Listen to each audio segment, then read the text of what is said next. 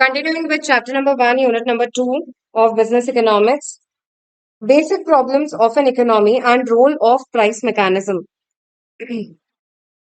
इस यूनिट में केवल दो ही टॉपिक्स हैं जो हमें कवर करने हैं. One is central economic problems and another one is types of economies. सबसे पहले स्टार्ट करते हैं with central economic problems. Basically there are four economic problems. कौन कौन सी? What to produce, how to produce, for whom to produce and what provisions are needed for economic growth.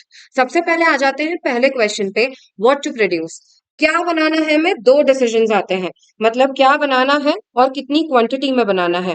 कौन से goods and services produce करने हैं सबसे पहले कोई भी पर्सन ये डिसाइड करेगा एज अ प्रोड्यूसर, और उसके बाद कितनी क्वांटिटी में बनाने हैं ये डिसाइड करना होता है.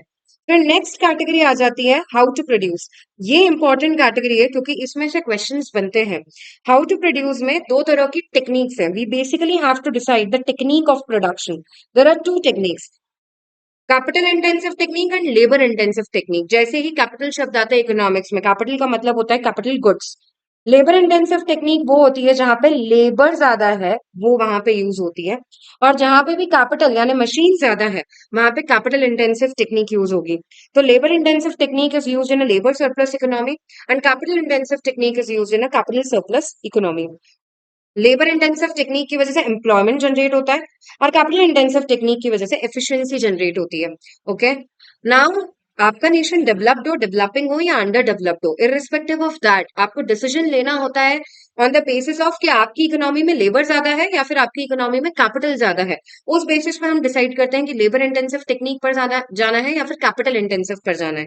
ओके, तो the best option out of the four available, से फॉर एग्जाम्पल अगर क्वेश्चन आता है कि लेबर इंटेंसिव टेक्निक कौन सी इकोनॉमी में यूज होनी चाहिए, if they give you the option labour surplus, capital surplus, developed, developing, developed और developing are not the criteria at all of decision. आपकी इकोनॉमी कैसी भी हो, उस इकोनॉमी में अवेलेबल क्या है ज्यादा, उसके बेसिस पे आप डिसाइड करते हो कि टेक्निक ऑफ प्रोडक्शन कौन सी यूज करनी चाहिए. ओके, तो correct option to it will be option A. It should be good for a labour surplus economy.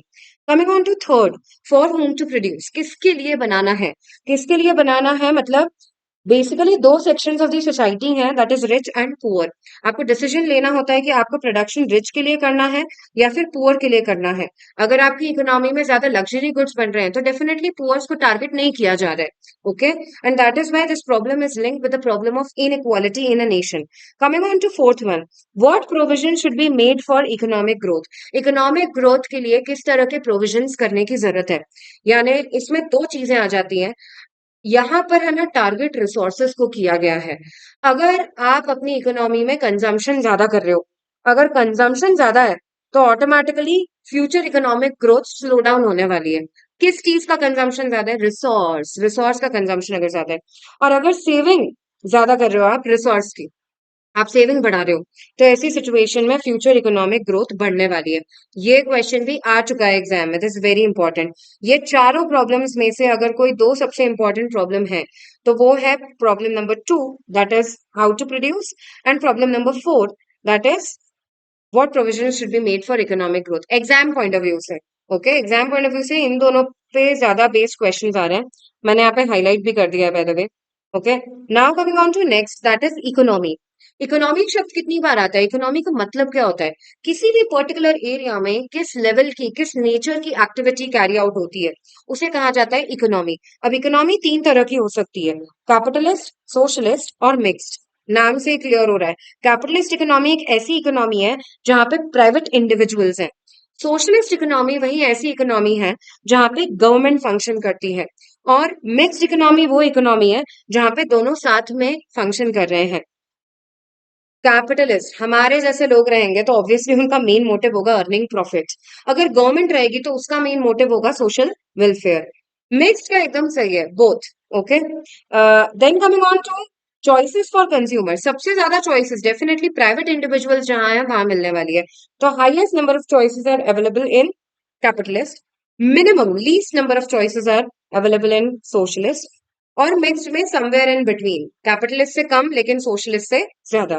Coming on to next, price determination कैसे होगा? कैपिटलिस्ट इकोनॉमी में प्राइस डिसाइड होती है by the forces of demand and supply. जिसे बोला जाता है market mechanism या प्राइस मैकेनिज्म। ये क्वेश्चन एग्जाम में आ चुका है। सोशलिस्ट इकोनॉमी में it is decided by government and in mixed economy it is decided by both. Coming on to next, right to private property. यहाँ पे जब प्राइवेट प्रॉपर्टी बोल रहे हैं ना, तो ये लोग रेसिडेंशियल प्रॉपर्टी की बात नहीं कर रहे हैं, ये लोग बिजनेस प्रॉपर्टी की, बिजनेस एसेट्स की बात कर रहे हैं।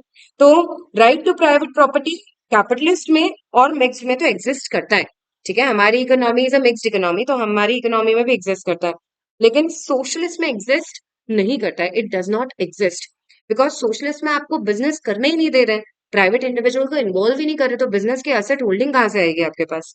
Okay, inequality highest is in capitalist, somewhere between mixed में, और सबसे कम सोशलिस्ट में।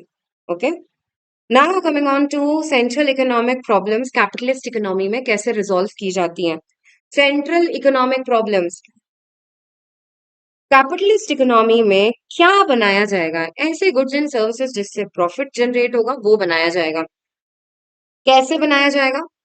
ऑब्वियसली वो सारी टेक्निक्स जिसमें कॉस्ट कम लगेगी उसके थ्रू बनाया जाएगा। और किसके लिए बनाया जाएगा? जो अफोर्ड कर सकते हैं चीजें उनके लिए बनाया जाएगा, people who have purchasing power.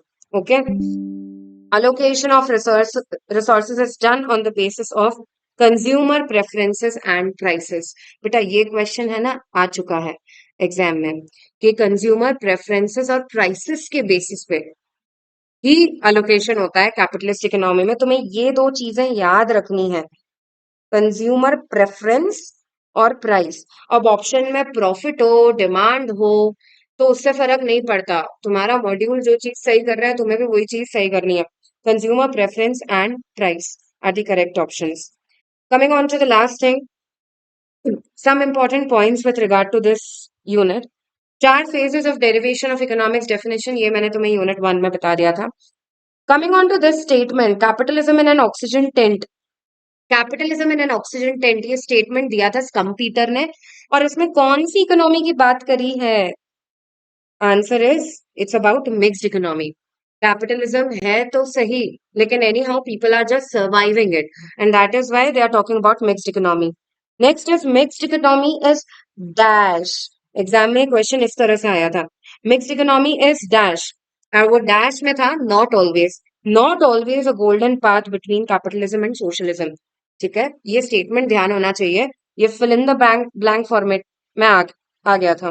Now next one is number of sectors in mixed economy, again a question of exam. Mixed economy में कितने सेक्टर्स होते हैं? इसका सही आंसर है 3, public sector, private sector and combined. Okay, now coming on to next, collective ownership of resources. Collective ownership of resources ये कौन सी इकोनॉमी का फीचर है? जनरली इसमें बच्चे मिक्स्ड इकोनॉमी टिक कर देते हैं, द करेक्ट ऑप्शन है सोशलिस्ट इकोनॉमी। कलेक्टिव ओनरशिप मतलब पूरे पब्लिक की ओनरशिप है। Okay, most important feature of capitalist economy, again a question of exam, its answer would be competition। competition is the most important feature of capitalist economy। ये line देके रखी है तुम्हारे module में, और इस लाइन पे क्वेश्चन डेफिनेटली आ सकता है। Capitalism offers incentives for efficient decision making. Efficient exam में जो पूछ लिया गया था वो ये था, एफिशिएंट इकोनॉमिक डिसीजंस हैं या फिर एफिशिएंट बिजनेस डिसीजंस हैं। जो तुम्हारे मॉड्यूल में टर्म यूज हुआ है वो है एफिशिएंट इकोनॉमिक डिसीजंस, और इसीलिए ये टर्म बहुत इंपॉर्टेंट हो जाता है, क्योंकि इन लोगों ने इस तरह से पूछा था, एफिशिएंट इकोनॉमिक डिसीजंस या फिर efficient business decisions. Correct answer would be efficient economic decisions. Next is socialism का फंडा दिया किसने था? The correct answer is it was given by Karl Marx and Friedrich Engels in their book The Communist Manifesto that came in the year 1848। Okay, that's it with this unit. In next we'll continue with chapter number 2।